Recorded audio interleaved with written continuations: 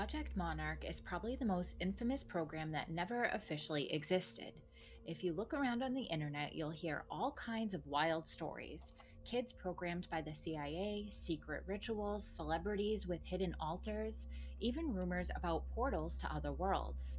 The name shows up in thousands of online forums, books, and documentaries, but you will not find a single government document, CIA memo, or Senate hearing that confirms it ever existed. Could this project actually be real, and could it have ties to Gate?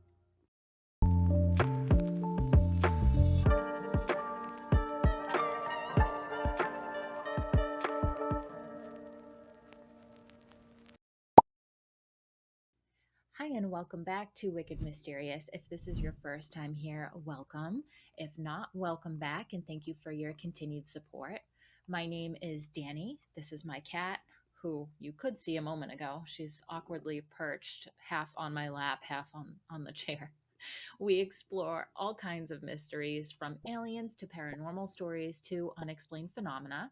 And if you're into this kind of thing, check out my guide to what they don't want you to know about consciousness. It's free and it's in the description box below. I am giving away a free 30-minute reading by raffle, and you're automatically entered just by downloading this ebook. Channel memberships also help keep episodes like this possible, and you'll get some extra perks in return. So, with all that out of the way, let's get into it.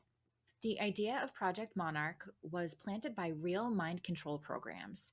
MKUltra actually happened, trauma-based programming actually happened, and the record is full of missing years, destroyed files, and survivors with stories that have never been fully explained.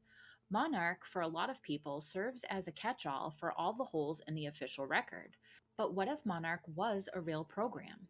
To understand Monarch, you have to go all the way back to MKUltra and its family of secret subprojects. Starting in the 1950s, the CIA began pouring money into research on behavioral modification. Their goal was to figure out how to break down, rewire, and ultimately control the human mind. In the early years of the Cold War, paranoia in the US was high. The Soviets were rumored to have perfected brainwashing, and the United States, desperate to catch up or get ahead, launched a network of secret programs called MKUltra. It wasn't just one experiment, but hundreds. Dozens of universities, hospitals, psychiatric institutions, and even prisons were involved. Regardless of where these experiments took place, the goal was the same: to find out how to erase a mind, reprogram it, or make somebody do something against their will. We know this because of the thousands of documents that have been declassified. Some of them included handwritten requests for volunteer patients. Others are more cold and clinical, describing tests with LSD, barbiturates, amphetamines, electroshock therapy, and hypnosis. The CIA funded projects in complete secrecy, often without the knowledge or consent of the people being experimented on. Some of the worst experiments happened under Dr. Ewan Cameron at the Allen Memorial Institute in Montreal, Canada. He ran patients through high dose electroshock, sensory deprivation, and drug induced comas. He called it depatterning.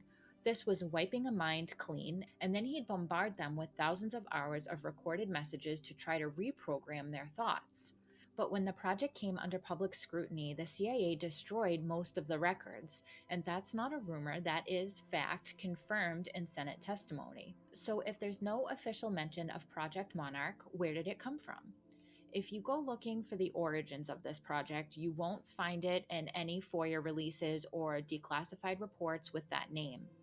Monarch isn't in the CIA archives, and it's not in any of the Senate hearings. It's not even mentioned in the huge batches of MKUltra documents that eventually surfaced in the late 70s.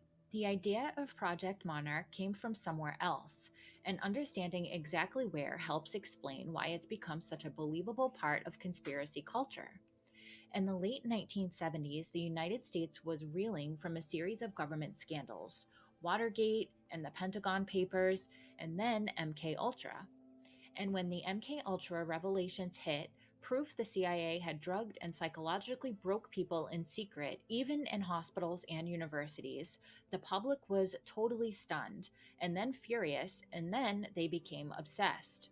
When the CIA's director, Richard Helms, ordered most of the MKUltra records destroyed in 1973, it created permanent black holes in the historical record. So it's no wonder that, in the absence of official answers, people began to fill the blanks themselves.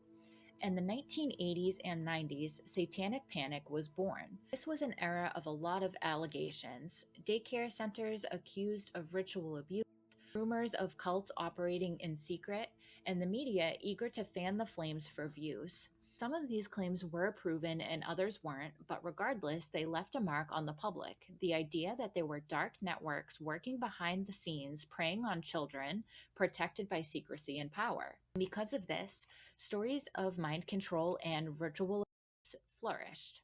Around that same time, the term Project Monarch started to appear. The earliest mentions are cited by some sources that it came from an underground newsletter, survivor circles, or lectures at conferences.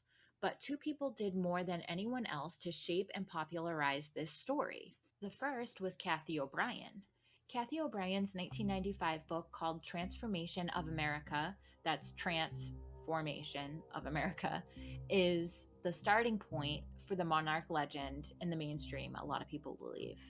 In her account, she claims to be a survivor of monarch mind control, recounting stories of abuse by politicians, celebrities, and high level officials. She describes detailed programming methods, trauma, drugs, hypnosis, SA, and a system of triggers and symbols.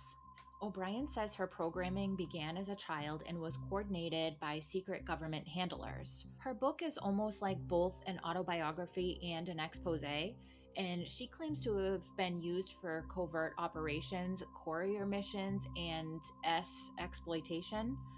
The claims are vivid and sometimes shocking and absolutely horrific, but Kathy did not have any supporting documentation, any physical evidence, or any witnesses. To me, it's not that she shouldn't be believed, but many skeptics point to the lack of hard evidence as proof that this is all conspiracy. Despite this, her story has been picked up and repeated across thousands of websites, podcasts, and documentaries. I found a video of Kathy O'Brien speaking at a convention in 2001, and I found it on the Internet Archives, but it was originally uploaded to YouTube. So I am going to leave the link in the description box for you. If you can relate to either Kathy's story that I've mentioned so far, or you have questions about the GATE program, I encourage you to listen to her talk. She comes across as very sound and believable. She explains an answer to a question we all have about GATE and why we all start remembering around the same time. She says that around the age of 30, which I'm sure differs person to person, there's some sort of chemical shift in the brain that allows you to start remembering things that you hadn't previously. So, again, I really think you should go listen to her talk. I wanted to put it here, but I'm afraid of copyright strikes or restrictions. So I'll link it below. But yeah, fascinating talk. Fritz Springmeier is also another central figure here. His book, The Illuminati Formula Used to Create an Undetectable Total Mind Control Slave, lays out an elaborate theory of trauma based mind control. A researcher and activist, Springmeier says he has interviewed survivors of alleged mind control projects and RA, like Cisco Wheeler, who helped him write this book, and he compiles testimonies with various interpretations of symbolism, occult rituals, and historic events. He describes the creation of alters or alternate personalities, programming with codes and triggers, and the use of satanic rituals, as well as occult symbolism, most famously the monarch butterfly. Springmeier's book, written in the early 1990s, reads like a manual for would be handlers. It details the supposed science of programming slaves for the elite. Like O'Brien, Springmeier offers no direct evidence, no corroborated case files, and no official recognition by any government agency, but as I'm going to cover in a few, why would it? If this is true, there's not going to be any record of it, especially because of MK Ultra files all being destroyed. His work is a combination of real mind control history and some myth, rumor, and spiritual warfare. What's interesting, though, is how quickly people dismiss this as fiction. But if we know for a fact that most MK Ultra documents were destroyed, isn't there a lot we wouldn't know? Wouldn't survivors be one of our best sources, if not our only source of information? And then, as the internet took off in the late 90s and early 2000s, Monarch stories found a whole new audience and a whole new way to spread. Once message boards and conspiracy forums took hold, websites like Godlike Productions, Above Top Secret, and the early days of Reddit, these stories started multiplying. Survivors came together and swapped stories, and every new butterfly image spotted in a magazine or TV show became more fuel for their theories. By the early 2000s, Monarch wasn't just a rumor, it was an entire system of online investigation. So, if you want to understand why Monarch became a pop culture phenomenon, look no further than music videos and celebrity gossip. By the 2010s, you couldn't scroll through YouTube without seeing a video titled something like Britney Spears, Monarch Slave Exposed, or Katy Perry and the Illuminati. The butterfly imagery, especially the monarch butterfly, became kind of a shorthand for supposed programming. Anytime a pop star appeared with butterflies in a video, a photo shoot, or a stage costume, it would be overanalyzed and debated endlessly in conspiracy circles. High profile breakdowns or odd behavior from stars like Britney Spears, Amanda Bynes, or Kanye West often got fitted into this monarch story. Headlines about hospitalization or losing control were cast as signs of programming gone wrong or victims trying to break free. Although I do kind of buy into the belief that celebrities are controlled on some level, just being a celebrity is enough to lead someone to a breaking point. I did do an episode on celebrity conspiracy theories and explained the fracturing of identity is a hallmark of celebrity life. Hollywood has always had a fascination with mind control, memory manipulation, and secret organizations. Films like The Manchurian Candidate, Jacob's Ladder, and even Shutter Island were written on real-life mind control fears, combining MK Ultra history with trauma, amnesia, and hidden programming. TV shows like The X-Files to Stranger Things play directly with MK Ultra themes. Stranger Things even names the original secret government project as MK Ultra, and the idea of children being experimented on by the government is central to the show's plot. Donnie Darko, Dollhouse, and Fringe all have themes that overlap with Monarch, even if they don't explicitly name it. None of these shows or movies mention Project Monarch by name, but once you know the story, it's easy to read into the script. There are hypnotic triggers, split personalities, even government lab experiments on kids becomes Monarch evidence for people primed to look for it. The internet, especially platforms like YouTube and TikTok, then kind of exacerbated Monarch's presence in pop culture. Amateur documentarians cut together music video clips, movie scenes, and red carpet appearances, adding ominous music and voiceovers about Monarch triggers and programming. Videos with millions of views break down symbolism and pop culture. Butterflies, one eye imagery, cages, and puppet strings are all cast as proof of secret government programming. There's a lot of trends online about celebrity glitches, sudden personality shifts, or public meltdowns, which all then feed back into the story of Project Monarch. Hashtags like Monarch programming and MK Ultra tend to go viral every time a celebrity acts strangely. But all this being said, I do believe that there is a lot of truth to this. I would not be surprised at all because let's face it, the media is a type of programming. So, of course, they would have stand ins to kind of do their bidding and to get people to follow. I'll never get over Katy Perry's eye glitch, no matter how many times people here on YouTube yell at me for it. You cannot tell me it is lash glue. No, it is not. Monarch thrives in pop culture for a reason. It offers a simple yet exciting explanation for celebrity breakdowns, fame, and weirdness. And it does tap into real historical secrecy, like MK Ultra, and the lingering suspicion that we've never gotten the whole truth because we haven't and we probably never will. It's indefinitely adaptable. Every new butterfly tattoo, public outburst, or cryptic Instagram post is fitted into this narrative. MK Ultra again was real and many documents remain missing or destroyed.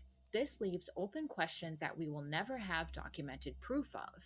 The satanic panic of the 80s and 90s primed the public to believe in hidden cults, abuse, and mind control. The theory of Project Monarch remains popular because it inhabits the space of what we know happened, which was government abuse and mind control experiments, to what we fear happened, which was secret rituals and cults, and what we can't prove or disprove. All of my research kept leading back to this one line that no FOIA request, no declassified CIA document, no official report has ever confirmed the existence of Project Monarch. This exists entirely in the realm of survivor narratives. But again, if it is real, how would we even have any evidence at all? We already know with 100% certainty that nearly all MK Ultra files were destroyed. That's how Monarch was born, from a tangle of real trauma, lost files, and survivor stories, and the collective fear of invisible hands pulling at the strings.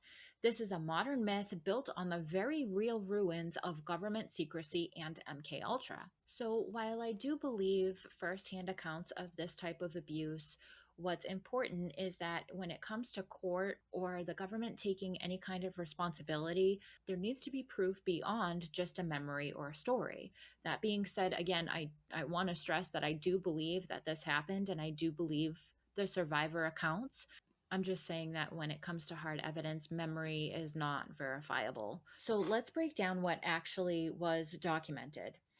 Trauma based programming is not a conspiracy theory, at least not in concept. Psychologists have known for decades that repeated trauma, especially in childhood, can create something called dissociative identity disorder, or DID. That is a real disorder, and the science backs that up. Children who experience severe repeated trauma sometimes split their consciousness as a defense mechanism. Again, I did talk about this at length in the celebrity conspiracy theory episode, so I'm going to link that here. I know I'm like plugging my own episode, but it is really interesting to see how celebrity life can affect people's consciousness. But this is documented in clinical literature. MK Ultra doctors, including Ewan Cameron, wrote about depatterning. Hypnosis was also a very common tool, sometimes combined with drugs, sleep deprivation, or even isolation tanks, with the goal being amnesia and then to make someone more suggestible. In a few rare cases, MK Ultra records describe subjects who experience extreme dissociation. There are entire case files on sleep deprivation, forced confessions, hypnotic suggestion, and attempts to create Manchurian candidates. So, what do believers of Monarch actually claim? Let's lay it out point by point and look for any hard evidence. The first thing they believe is in alters. This could be multiple personalities created by trauma programmed for different roles. So, fact, like I said, DID is real and can be caused by trauma. Speculation is, though, that the program specifically targeted children with these backgrounds because severe early trauma was believed to make children more susceptible to dissociation, which is what the program supposedly exploited to create alters. Families involved in crime or abuse were less likely to go to authorities and more likely to comply with threats or coercion. Kathy O'Brien alleges that government and criminal networks were intertwined and that officials would select children from abusive homes for mind control programming. She says these children would be handed over or trafficked to government handlers for further conditioning.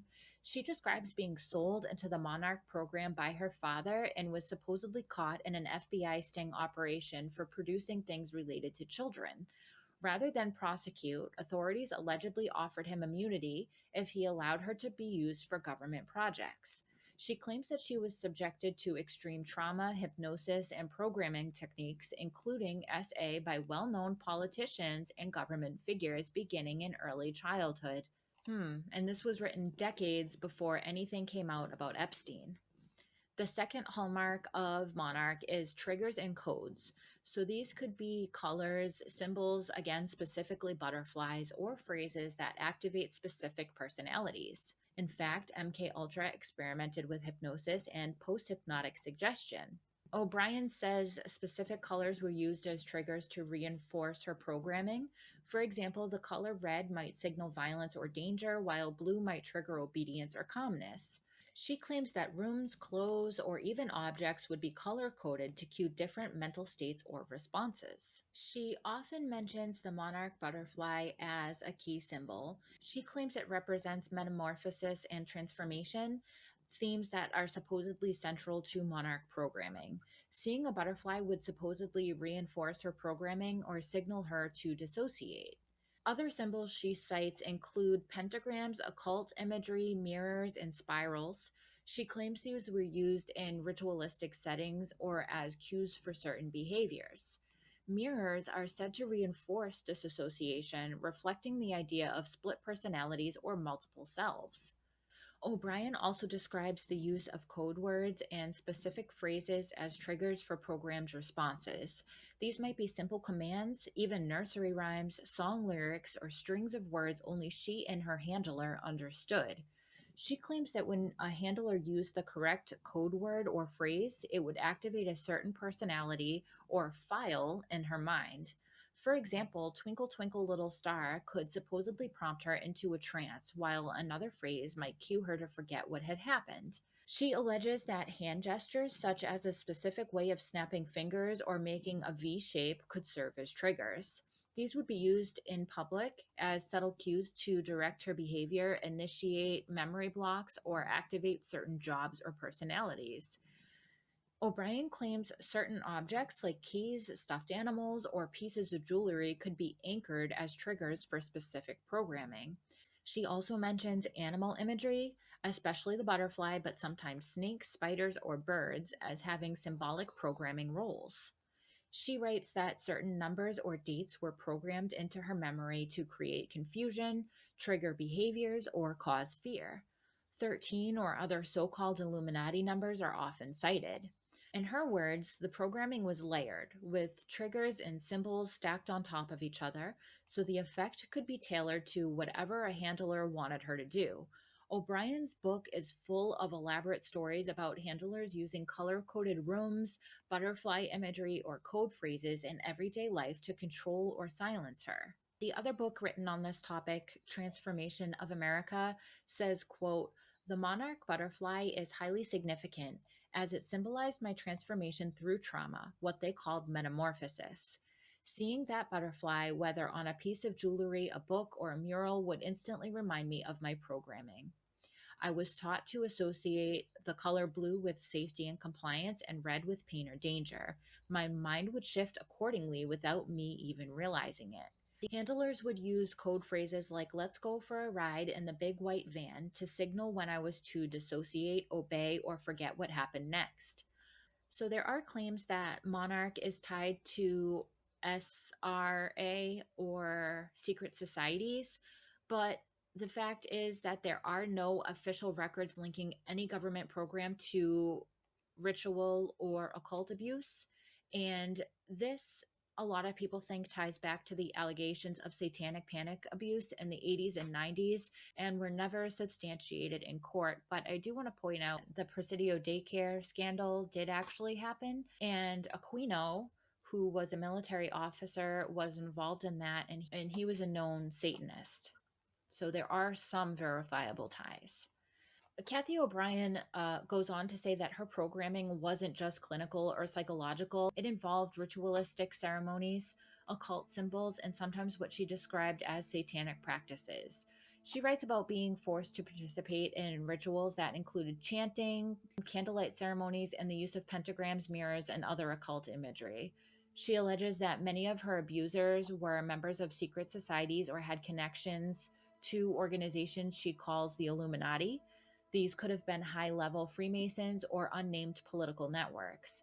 She claims that the purpose of these rituals was to traumatize, control, and fragment the mind, making her more programmable and more obedient. In this narrative, these rituals were not just for show, they were the spiritual technology that allowed the mind control to work. She explains that the US government, organized crime, and occult groups work together to traffic and program children for use as slaves, couriers, or pawns in a larger power struggle. She often ties her alleged abuse to elite circles, which are government officials, entertainers, high level business owners, all supposedly bound by secret rights and shared secrecy. Okay, so let's talk about the GATE program. If you grew up in the gifted and talented education program, you might remember a lot of odd, sometimes unsettling experiences with testing and puzzles and teachers who felt more like researchers. And maybe you've wondered if you were part of something bigger or maybe something more sinister. So let's talk about the facts first. GATE programs started in the late 50s. The goal was to identify and support kids with high intellectual or creative potential and put them on tracks for military careers. They were funded in part by the National Defense Education Act, which came out of Cold War fears that the Soviets were outpacing the US in science and technology.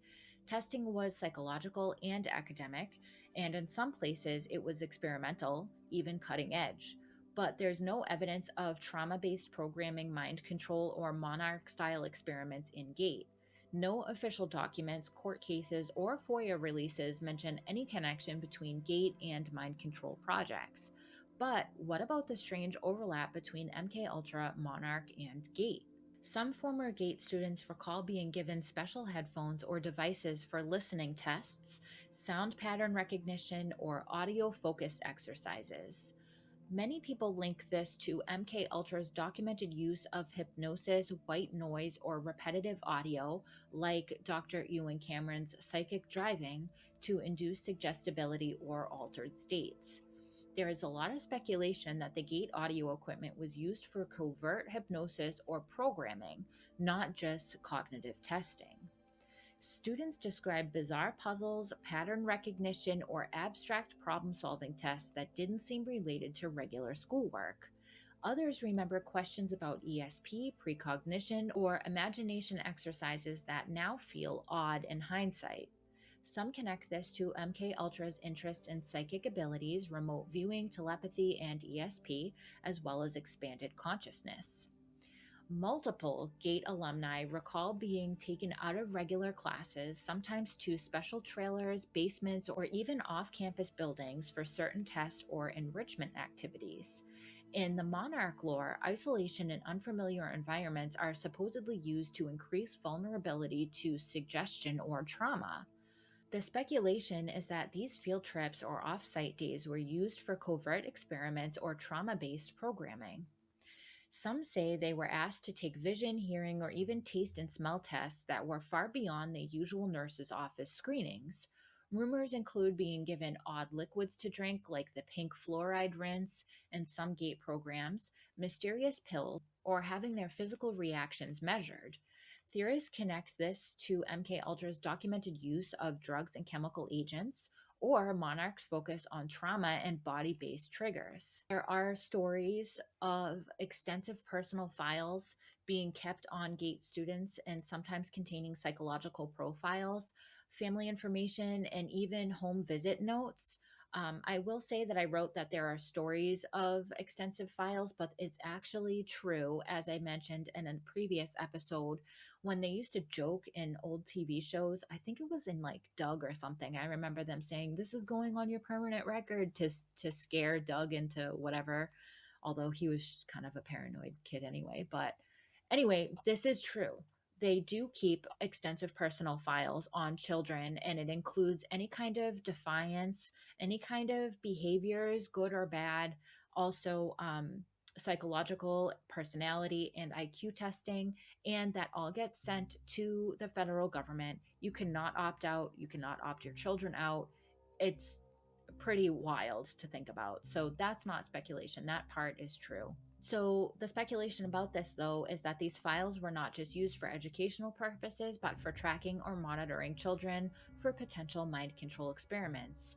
In most extreme versions of these theories, some GATE alumni and internet posters speculate about SRA or being exposed to disturbing material as part of testing resilience. Allegations include being asked strange questions about their family secrets, trauma, or even being shown disturbing images to see how you react. Many in the Gate Circle, which is many in our community here, believe that this was a screening program, that GATE was a screening program to select children who were more suggestible, psychic, or able to dissociate.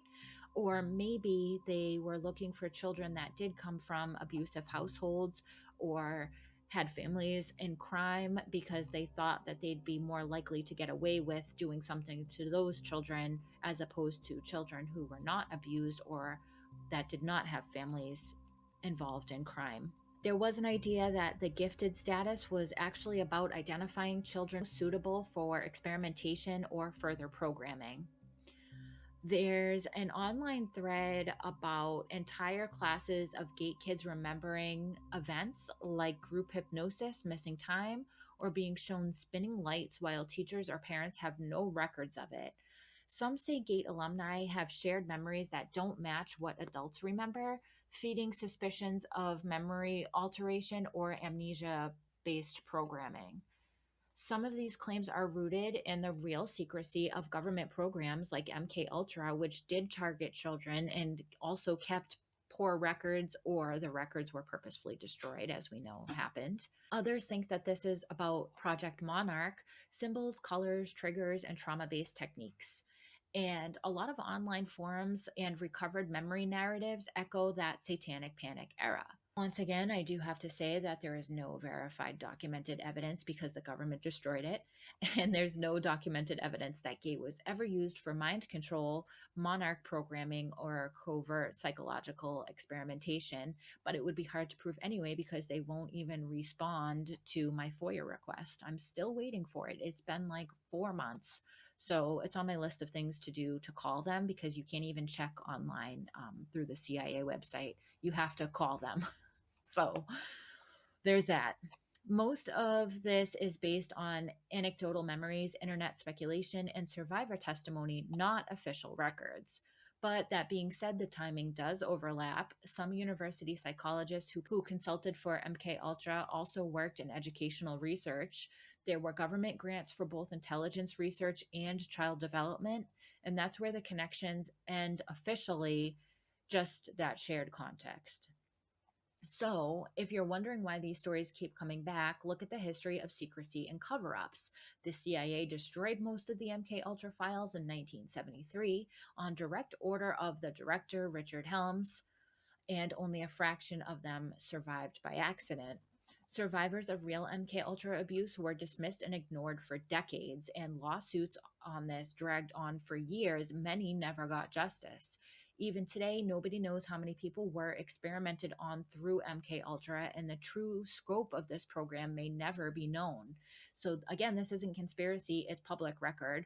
When the government hides the truth, people look for answers anywhere they can find them, and Monarch, for many, is a way to explain the unexplained. It's a story that does fill all of those gaps. So let's ask, why does Monarch still have so much power? Well, it ties together all of our biggest cultural anxieties: the fear of losing control, the terror of hidden power, and the vulnerability of childhood and the limits of our memory. This also helps people understand their own trauma, even if the specifics aren't literally true. In a world where so much really is hidden and where the authorities have lied to us for years, people are primed to believe in things that can't be proven or disproven. It persists because this story explains the unexplainable, which is weird childhood memories, lost time, the sense of being different, or even the failings of the mental health system. MK Ultra was real. The trauma it caused was real. Monarch, as the official narrative goes, is a myth built on those gaps and those horrors. And that's where we land, somewhere between memory and myth, between what we know and what we're still trying to figure out. The truth is, though, that real mind control programs did happen and Gate really did exist. So did the strange, secretive atmosphere that surrounded so much of Cold War America. But Project Monarch is kind of the ghost story in this, the urban legend that just keeps coming back up, probably for a reason. And maybe that's the lesson here. The more we come together and share our history, and the more stories we tell, help fill these gaps. But honestly, we might never know for sure. It's hard to dismiss these memories you can't explain, especially if you grew up in Gate or if you just feel like the world is a little weirder than it should be. Sometimes the only way we find answers is by comparing all the pieces to all of our puzzles. Speaking of, the GATE survey on your GATE experience is still available. So if you haven't gotten a chance to fill that out, you have pretty much unlimited time because I don't really have a cutoff date for it. I just want to feel like we have enough responses. I'm aiming for 1,000 responses. So once we have enough that we can extrapolate data from, I'm going to compile it and then we can go over it together and see if there's anything we can figure out and see if there's any common themes or common threads. So I will leave that in the description box below. Some of you have reached out asking me for readings. And if you didn't know, I do have a degree in metaphysics, specifically psychics and counseling. And I do have a small spiritual advising practice on the side. So if you're interested in meeting with me, either to get a reading or advising, I am doing 10% off for Wicked Mysterious's third birthday. So you can go over to my website and book a reading between now and Halloween and get 10% off with promo code birthday99. Thanks for going down this rabbit hole with me. And if you enjoyed this episode, consider subscribing so you never miss a mystery. Until next time, stay mysterious.